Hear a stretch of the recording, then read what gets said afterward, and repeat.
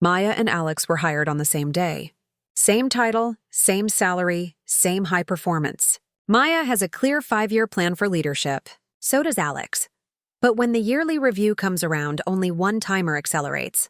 5 years later, Alex is a senior VP. Maya?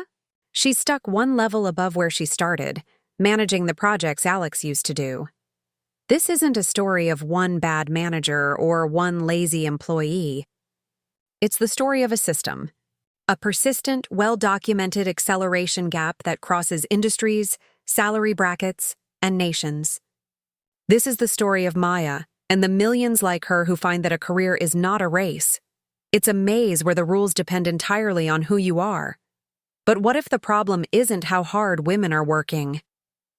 What if the problem is what we are measuring when we look at their career trajectory?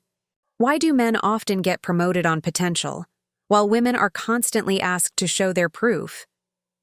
This is the proof tax, and we are going to break down exactly how it works. Let's simplify this concept. Imagine you're a manager deciding who gets the next promotion. You have 2 files. File A, Alex's file, describes someone who is brilliant, has great leadership charisma, and is ready for the next level. He hasn't managed a team before, but everyone believes he's a natural leader. This is promoting on potential, or future capability. File B, Maya's file, describes someone who is brilliant, is extremely reliable, and has meticulously proved they can do the job they have for 4 years. They have managed small projects perfectly. The manager's assessment? They are doing a great job right now, but I want to see them master this role before moving up. This is promoting on proof, or past performance. This is the central paradox. One candidate is measured by what they might do. The other is measured by what they already did. We look at men and see promise. We look at women and require proof. A landmark survey from the Lean In organization found that managers often report feeling more comfortable promoting men based on potential. They assume capability. Conversely, managers often report needing hard evidence that a woman can already execute the next level before they feel comfortable making the call. Women must work twice as hard to build a towering, unshakable monument of evidence, while men are often pulled up by the rocket of opportunity, fueled by promise. How did we get here? This is not just a glitch in the HR software. It's a multi-layered bias machine that begins working long before the yearly review.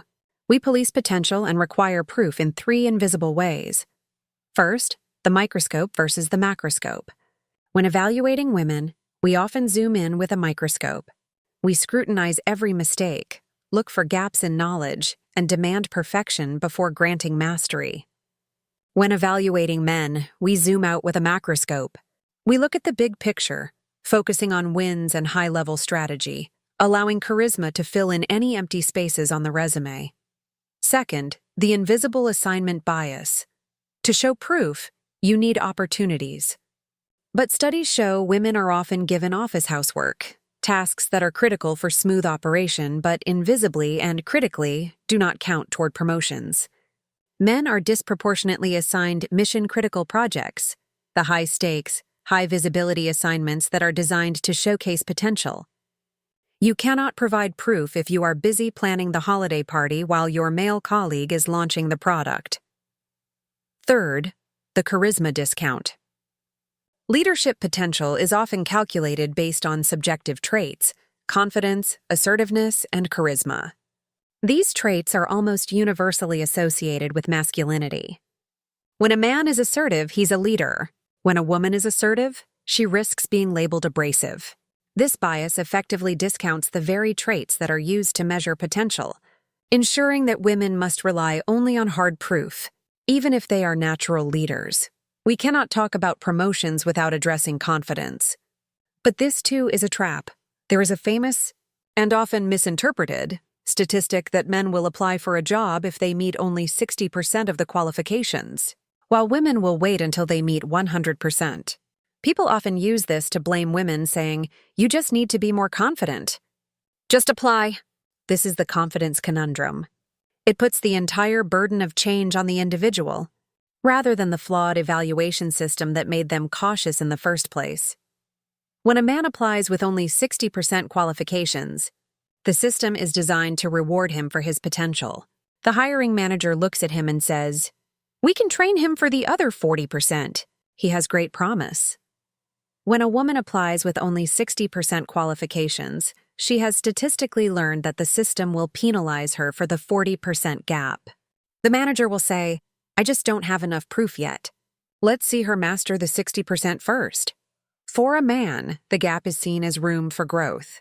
For a woman, the gap is seen as evidence of failure. Women are not less confident. They are responding logically and rationally to a system that requires a higher barrier of entry before granting opportunity. They are not self-sabotaging. They are protecting themselves from a higher rate of rejection. Here is perhaps the cruelest irony of the proof tax. Being too good at your current job can keep you there. Women are often commended, celebrated, and deeply appreciated for being exceptionally reliable, the quiet engines that keep the company running. Managers find they cannot afford to lose Maya in her current role. If Maya gets promoted, who will actually do the work she handles so perfectly? In contrast, Alex is often seen as dynamic or restless.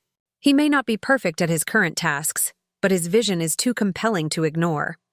Promoting him is seen as unlocking his full potential, while keeping Maya where she is seen as protecting operational efficiency. Reliability for many women becomes a gilded cage. Their proven expertise in their current role becomes the primary argument against their promotion, proving they are indispensable, but static. Maya isn't being held back because she is incapable. She is being held back because she is too capable to lose. We cannot just describe the maze. We have to break it down. Change requires action from everyone. For aspiring women leaders, first, track your own proof, louder. Don't wait for others to notice your work. Meticulously track your wins, your data, and the impact of your projects, even the office housework. Share these results regularly, but tie them directly to the impact on the business, not just your performance. Second, pivot to potential. In every review, use your proof only as the foundation for a larger conversation about your capability. Instead of just saying, "I delivered X project perfectly," add, "which proves I am ready to handle the potential leadership challenges of Y role." Learn the language of future capability. Third, audit your assignments. Are your projects high visibility? Demand work that counts toward promotion. If you are offered a project, ask, "Is this mission critical?" For the men in the maze, first, demand consistency. In evaluation meetings, ask the question out loud. Are we measuring this person's proof from the past or their potential for the future? Force everyone to use the same yardstick for everyone. Second, audit your opportunities. Are you invisibly getting access to better assignments? If you are assigned the high-profile product launch, recommend your female colleague for a key role within it. Use your potential rocket to pull others up. Third, be a public champion. Men often have an insider's discount when pitching others. Vocally credit your female colleagues' work. This helps validate their proof, often when they aren't even in the room. For leaders and companies, first, institutionalize consistency. Get rid of open-ended, subjective evaluation traits. Standardize performance reviews to ensure every candidate, male and female, is evaluated on the exact same measurable competencies. Second, audit the microscope. Use data to track promotion rates.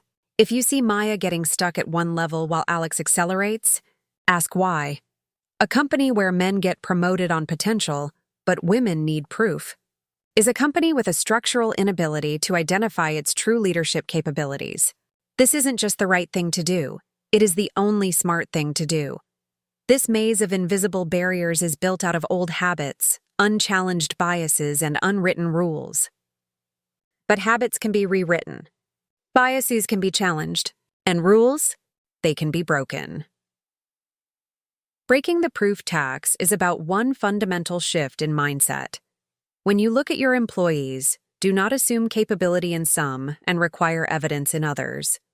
Assume potential in all. Stop demanding a towering monument of evidence before granting opportunity.